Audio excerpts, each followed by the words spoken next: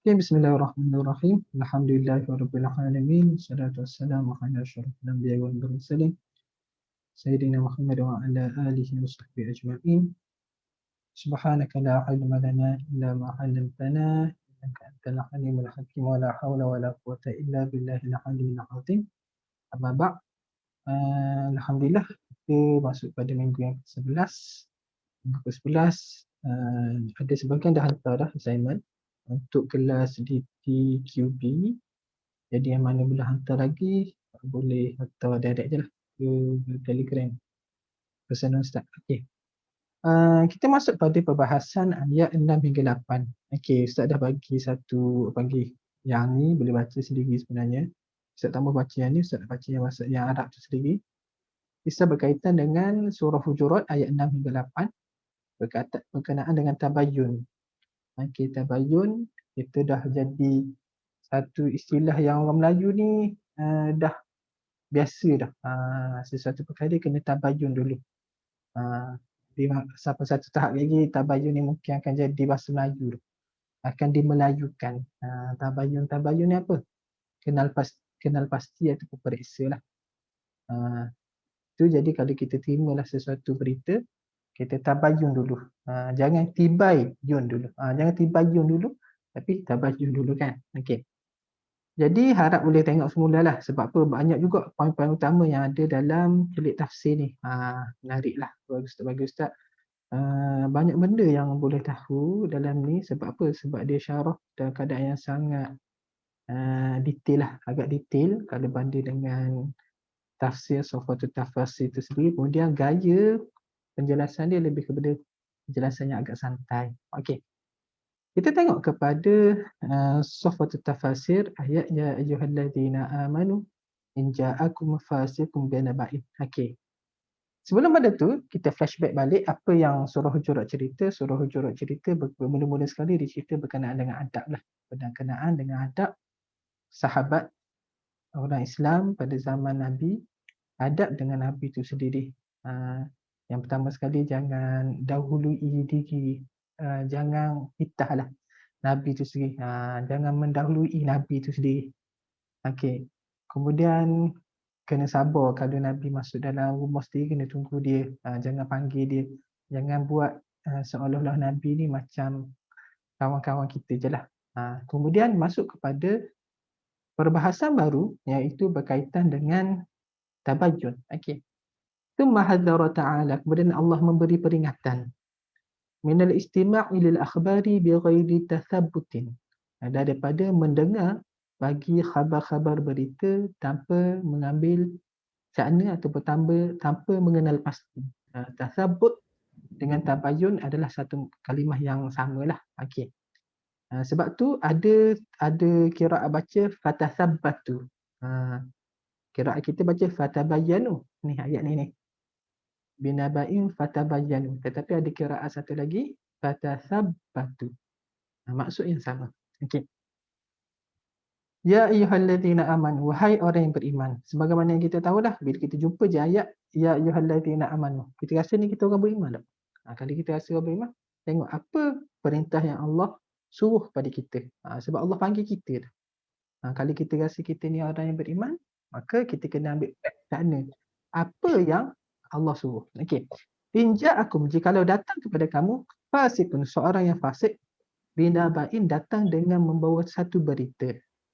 Okey, apabila datang ni orang macam ni, okey, idza ataakum, apabila datang kepada kamu rajulun fasiqun. Apa maksud dengan rajulun fasiqun ni? Lelaki yang fasik ini adalah ghairu mawthuqun bisidqihi wa adalatihi.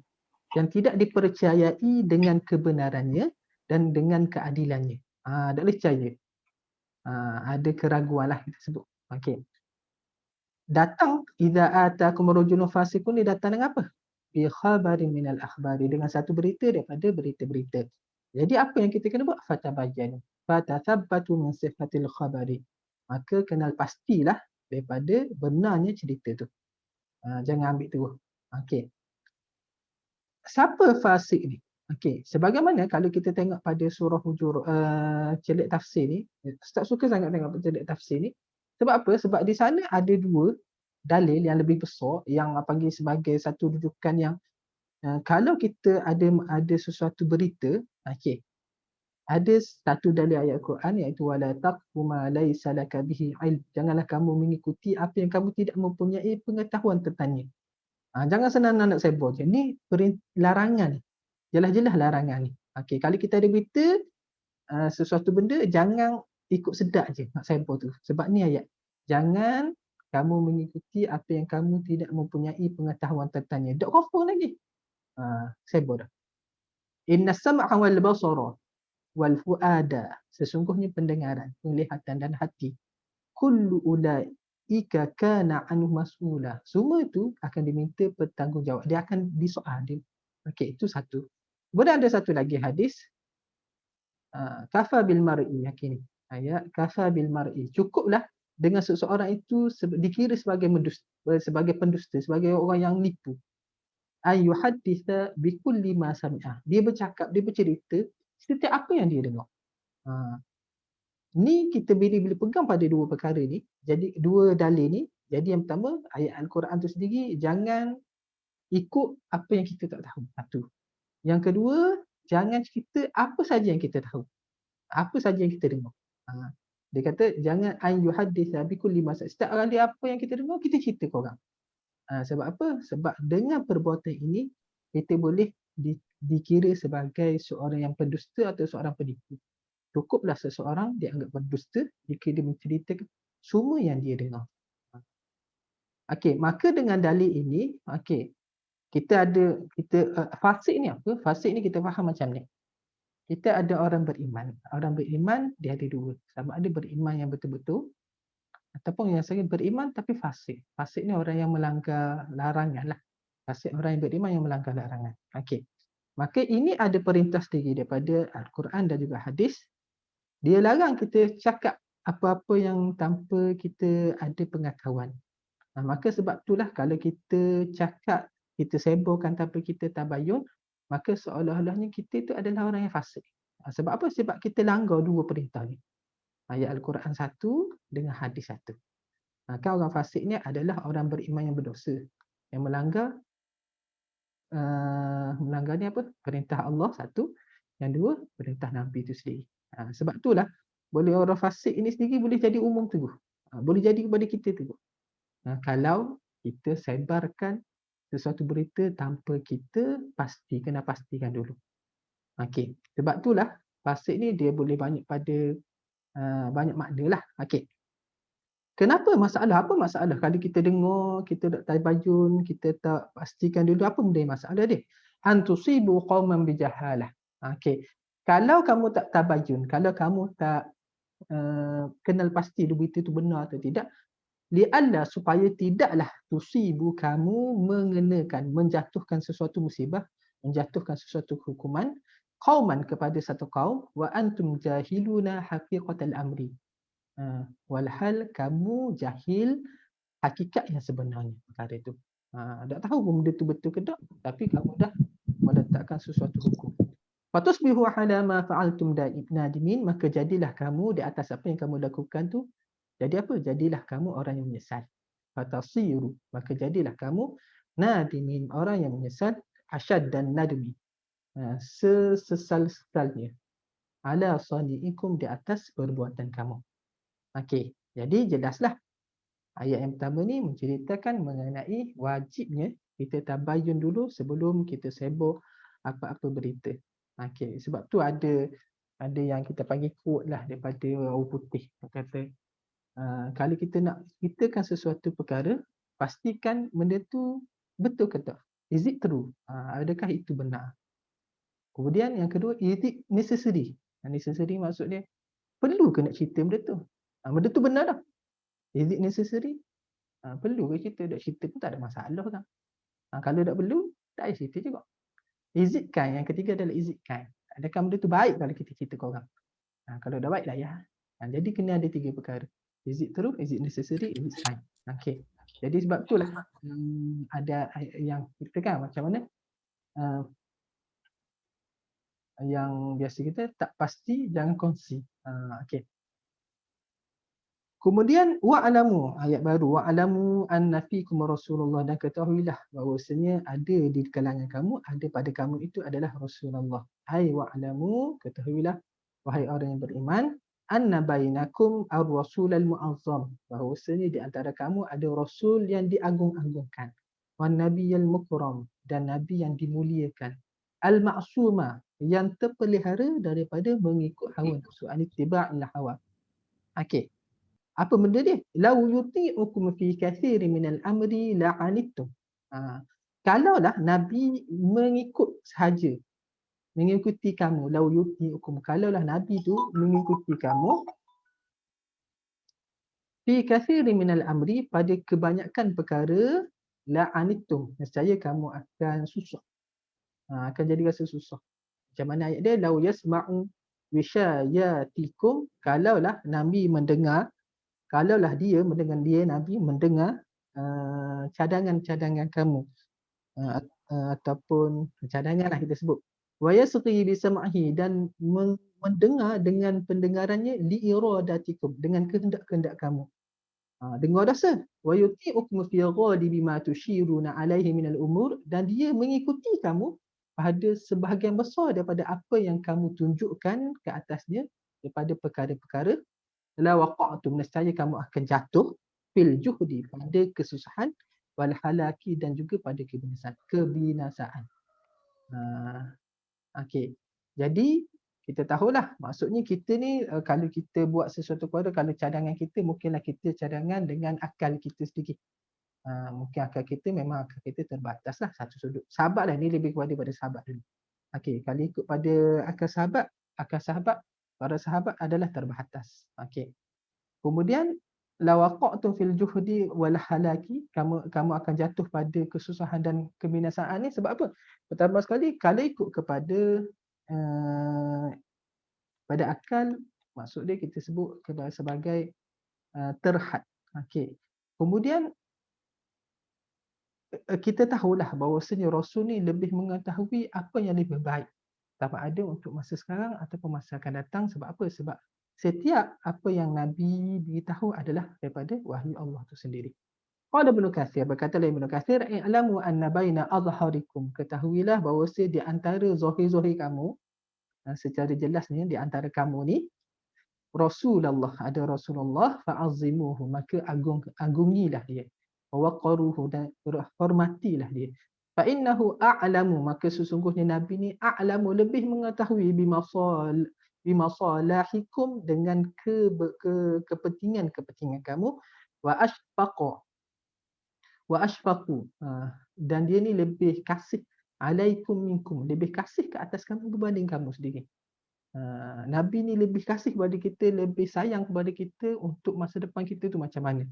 Macam contoh mak ayah kita lah, mak ayah kita, sebab apa dia paksa sangat kita belajar? Sebab dia tahu dah, belajar ni adalah untuk kebaikan kita juga. Kita ni masa muda-muda ni kita tak tahu. Kita rasa nak galak je kan. Dan lepas tu antaranya mak ayah kita pukul kita lah contoh. Apa mak ayah kejam sangat. Tapi perbuatan dia adalah untuk kebaikan kita. Maka sama juga pada Nabi, Nabi buat bukanlah benda sia-sia, tetapi adalah untuk kebaikan umat dia sendiri. Walau ata'akum, kalaulah dia mentaati kamu, fi jami'i ma takhtarunahu, pada sekalian apa yang kamu pilih ni, la adda dzalika, nescaya membawalah demikian kepada intikum, ila intikum wa harjikum, kepada kesusahan kamu dan kepada samalah, intikum dengan wa harjikum ni maksudnya sama, pada kesusahan dan kepayahan kamu. Okey. Kemudian Allah sebut, nak kata bahawasanya Allah pujilah, Allah puji para sahabat ni, sebab apa? Allah dah protect dah para sahabat ni daripada ikut hawa nafsu, daripada langgar dah, nak dia cadang kepada Nabi sesuatu yang tak kena. Apa yang Allah beritahu, walakinallah, akan tetapi Allah habbaba ilaikumul iman, Allah telah mencampakkan rasa kasih kepada kamu, rasa kasih kepada, rasa kasih kepada keimanan. Ai walakinnahu ta'ala, akan tetapi Allah Ta'ala dengan anugerahnya, bimannihi wa fadlihi, dan kelebihannya, nawwara basairakum, telah menerangi penglihatan-penglihatan kamu, fahabbaba ila nufusikumul iman, maka Allah mencampakkan rasa kasih di dalam jiwa kamu, kepada keimanan. Wa zayyanahu fi qulubikum, dan Allah hiasinya di dalam hati-hati kamu. Ai wa hasanahu, Allah memperelokkan di dalam hati-hati kamu, hatta asbaha, maka jadilah keimanan itu aghla indakum, sesuatu yang sangat bernilai, yang paling bernilai, paling berharga, paling mahal di sisi kamu daripada segala sesuatu. Itulah kita panggil keimanan di sisi sahabat sendiri. Sahabat rasa sangat kasih pada keimanan itu sendiri. Wa karraha ilaikumul kufra wal fusuq wal asyan, dan Allah telah mencampakkan rasa benci kepada kamu. Benci kepada dia, benci kepada kekufuran, pada perkara fasik dan kepada perkara isyan, perkara dosa. Okey, apa benda? Wa baghadha ila nufusikum, Allah telah mencampakkan rasa benci, rasa marah ila nufusikum, kepada jiwa-jiwa kamu, anwa'ad dhalali, jenis-jenis kesesatan. Apa jenis-jenis kesesatan? Daripada kekufuran, daripada maksiat-maksiat, dan daripada wal khuruju an ta'atillah, dan daripada keluar daripada mentaati Allah. Okey, inilah Allah telah campakkan rasa benci daripada buat kekufuran, buat maksiat dan melanggari ketaatan Allah Taala. Qala Ibnu Katsir, dan berkatalah Ibnu Katsir, wal muradu bil fusuqi, apa yang dimaksud dengan fusuk di sini ni? Kenapa fusuk dengan ihsan ni tak sama ke? Kefasikan dengan dosa ni tak sama ke? Ibnu Katsir kata lain. Al fusuqu adzunubul kibar, dosa-dosa besar. Fusuk ini adalah maksudnya dosa-dosa besar. Maka sahabat benci pada dosa-dosa besar. Wabil isyan, dan dimaksudkan dengan isyan di sini adalah jami'ul ma'asi, kesekalian maksiat-maksiat. Maksudnya campur habis lah. Kita kesenangan sebut gini, fusuk lebih kepada dosa besar, isyan ni lebih kepada dosa-dosa kecil. Okey. Ulaika humur rasyidun, mereka adalah orang yang mendapat petunjuk. Ai ulaika, mereka al-muttasafuna, yang bersifat, yang disifatkan bin nu'uti, dengan na'at-na'at, dengan sifat-sifat yang besar tu, yang hebat-hebat, yang kasih pada iman, benci pada kufur itu, humul muhtadun, orang yang mendapat hidayah. Ar-rasyidun, yang dapat petunjuk. Ar-rasyidun, yang mendapat petunjuk fi siratihim, ada perjalanan, wasulukihim. Sama je lah, siratihim wa sulukihim adalah perkara yang sama. Pada perjalanan dan pada perjalanan lah kita sebut. Okey. Ulaika humur rasyidun. Dia kata ulaika, mereka. Hum, mereka. Tak apa nak ulang dua kali. Ulaika hum dah. Ulaika ni mereka dah. Hum pun mereka juga. Okey. Kenapa dia ulangkan macam ni? Wal jumlah tu. Ayat ni, ulaika hum ni, tufidul hasra, memberi maksud tertentu. Al-hasra ni tertentu. Tiada yang lain. Macam contoh, ada tu nasri ni antaranya adalah la ilaha illallah. Dinafi, kemudian kecuali pula. Okey, la ilaha illallah ni memberi maksud pada adatul nasri lah. Tufidul hasri juga. Apa maksud hasri ni? Tak ada orang lain dah Tuhan melainkan dia. Kita tak boleh dah. Tiada Tuhan melainkan Allah, dan tak boleh dah guna dah ayat. Sebab bentuk ayat itu memberi maksud hasrah tertentu. Hasrah ni lebih kepada maksud dia tertentu. Tak ada orang lain. Tiada dah yang lain melainkan Allah sebagai Tuhan. Sama juga dengan kalau kita mendahulukan maf'ulun bih. Macam contoh, iyyaka na'budu. Kenapa kita tak boleh na'budu iyyaka? Kami sembah engkau. Boleh, tetapi yang tu tidak memberi hasrah tertentu. Tapi bila kita guna iyyaka, dia akan jadi maksud hanya engkau kami sembah. Itu yang dimaksudkan dengan hasrah. Maka ayat ulaika hum ni memberi maksud hasrah, maksud dia tak ada dah orang lain. Dia ni, mereka ni. Hum ar-rasyidun. Hum adalah orang yang mendapat petunjuk. La ghairahum. Tiada dah orang lain. La ghairahum. Okey. Fadlan minallahi wa ni'mah, sebagai satu anugerah daripada Allah dan wa ni'mah, anugerah dan juga nikmat. Hadzal ata'u tafaddul minhu ta'ala.